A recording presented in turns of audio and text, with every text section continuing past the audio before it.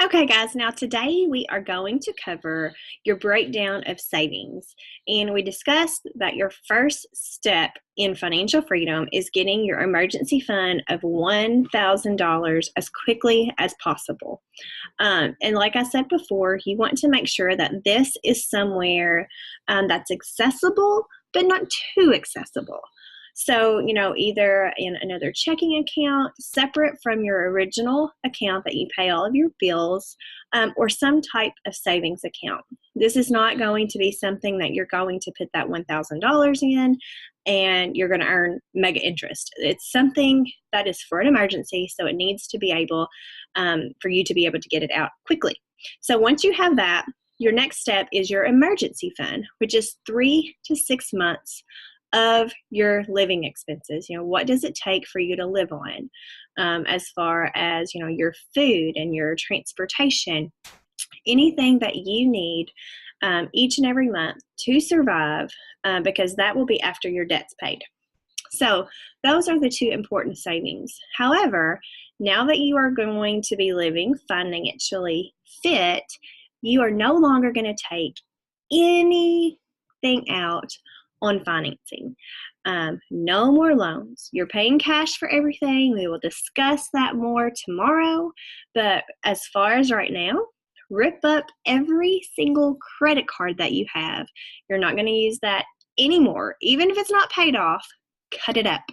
Don't use it anymore. Don't use anything else that you can't afford to pay with your own money. Now, with that being said, sometimes things come up and you maybe know that you are going to need a new roof for your home. So instead of financing that, break down what it's going to take you to buy a new roof. If a new roof is going to cost you $10,000 and you save $1,000 every month to put towards that, you'll have that in the 10 months. Now, with that being said, this is where you're going to write down what's in your savings. You're going to start here with $1,000. As you're building this, you might have some things here that are also going to be in your savings, but you need to know what they are for. As far as, replacement furniture, your replacement car, anything like that. If you don't have insurance, dentist and doctor appointments, things like that are going to be in this savings.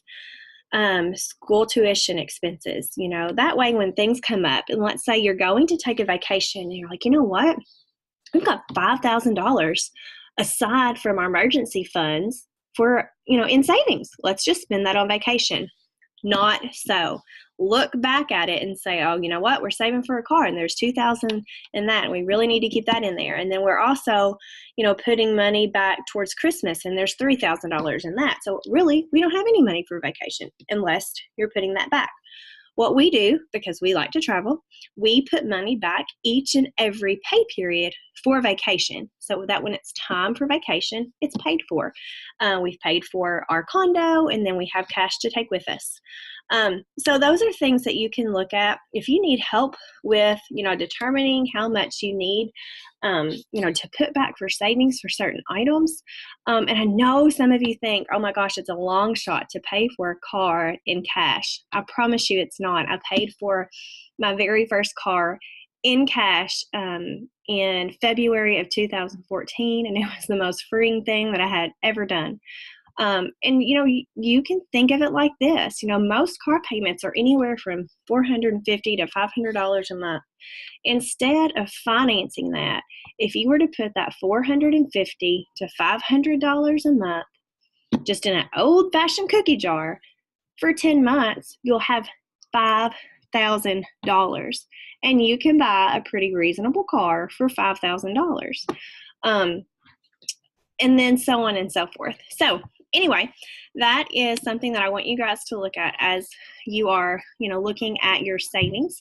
Please post below any questions that you have. I will post the link to this document as well, and for you guys to kind of look through that and make sure that you're saving money.